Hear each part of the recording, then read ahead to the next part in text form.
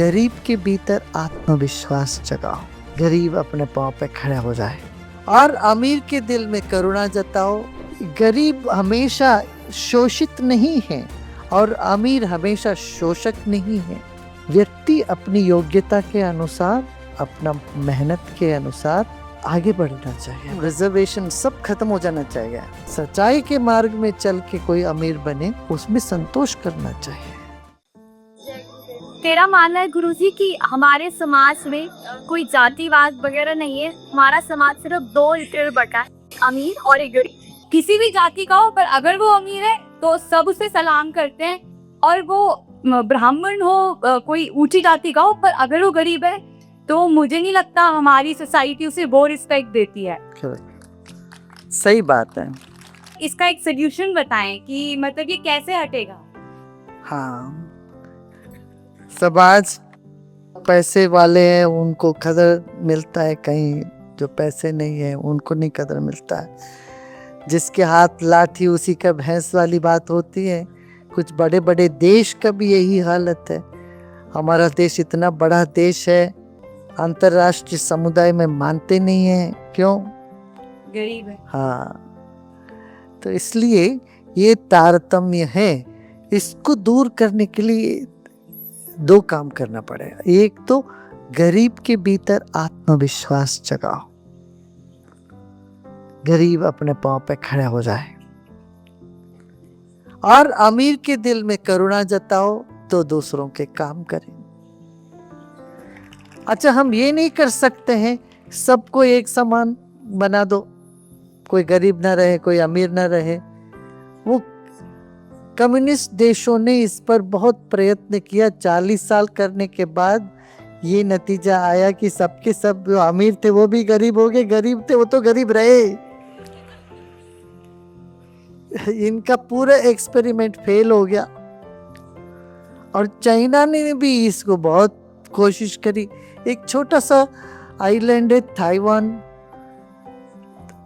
Taiwan जो है वो इतना अमीर बन गया, इतना बड़ा। चाइना जो है वो गरीब के गरीब रह गई थी।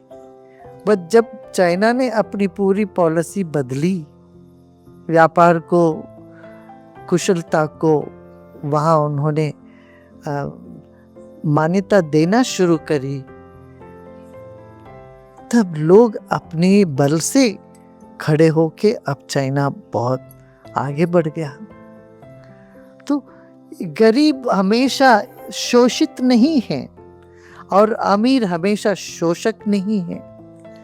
ये जो भाव अब मन में कुछ लोग डाल देते हैं, अमीर माने शोषक वर्ग है, ये बेईमान है।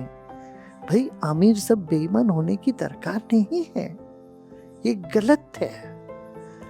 तो ये दोनों समुदायों को आपस में भिड़ा देते हैं इस तरह का समझ बता करके।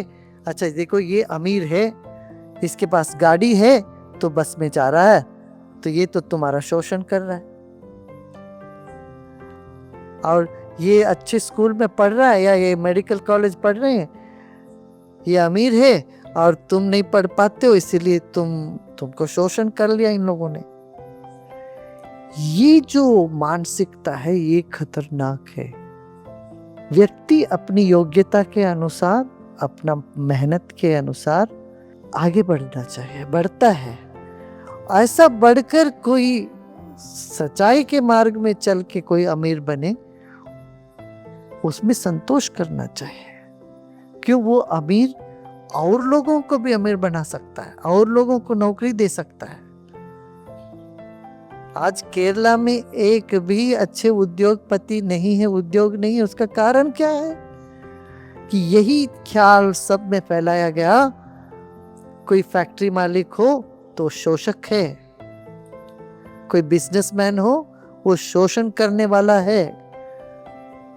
तो इनके खिलाफ तो वेस्ट बंगाल में क्या हो रहा है? यही हो रहा है।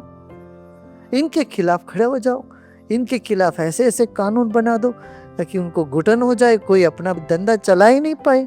खुद धंधा नहीं चला पाए तो दूसरों को नौकरी कैसे मिले?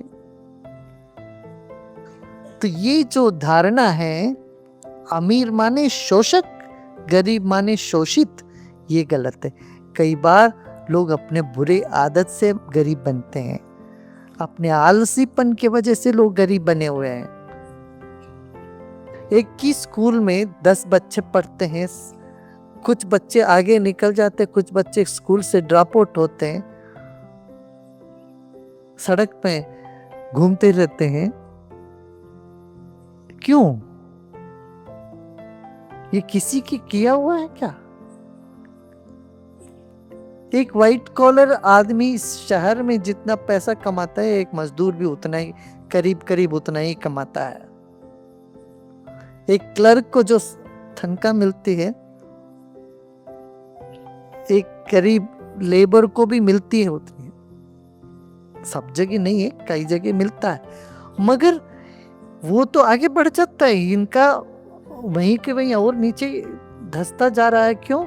शराब की वजह से। जो कमाता है उसमें 60% पी करके खत्म कर फूंक देता है पैसे को, तो गरीबी कैसे मिटेगी भाई इनकी?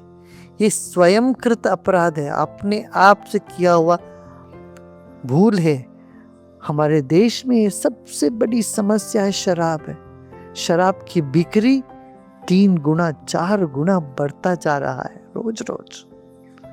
इससे स्वास्थ्य भी खराब हो रहा है और व्यक्ति गरीबी के लाइन से ऊपर उठ ही नहीं पा रहा है।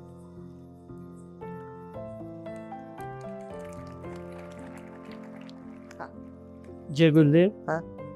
सभी कहते हैं कि जाति पाति का नहीं होना चाहिए ऐसे इंडिया, तो फिर हमारी इंडियन गवर्नमेंट ने ही इनको अलग अलग कैटेगरीज में डिवाइड क्यों किया है? जब तो मतलब कोई किसी के ऊपर उंगली उठाता है कि तुम ये हो, तुम हाँ, ये सही बात है, आप सही प्रश्न पूछ रहे हो। जातिवाद खत्म हो जाना चाहिए, एकदम रिजर्वेशन सब खत्म हो जाना चाहिए, और ऊपर से ऊपर रिजर्वेशन बनाते जाते हैं। आरक्षण बनाए रखना राजनेताओं के लिए बहुत आसान है, ताकि उनको वोट बैंक की नजरिया से देखोगे तो ये बहुत आसान है। आरक्षण जब तक है अपना वोट मिलता रहेगा इनको। मेरा प्रश्न है, मेरे पतिदेव हमेशा टेंशन में रहते हैं, मैं चाहती हूँ उनको आर्ट ऑफ लिविंग ड्राइंग करवाऊँ, पर वो इस बात पर भरोसा ही नहीं करते। अब आप ही कोई युक्ति बताएं। यहाँ बैठे जितने लोग, इनसे पूछिए कितने लोग पहले भरोसा नहीं करते थे, बाद में करने लगे। हाथ उठाया भाई, देखिए। इसी तरह से उनको किसी तरह से फुसला करके लेके आओ एक बार। बच्चों को जैसे मिठाई उठाई दे करके स्कूल कॉलेज ले जाते हो बच्चे, पहले कौन जाना चाहता है स्कूल? घर में खेलना चाहता है, खेतों में खेलना चाहते हैं बच्चे। माँ बाप उनको कुछ मिठाई उठाई देते हैं, हाथ पकड़ के ले जाके बिठाते हैं। इस तरह से तुम अपना कोई ट्रिक तो लगाओ, एक बार चके तो फिर अच्छा लगने लगेगा। एक ऐसा मंत्र बताइए जो हम अपने साथ गांठ बांध कर लेकर जाएं।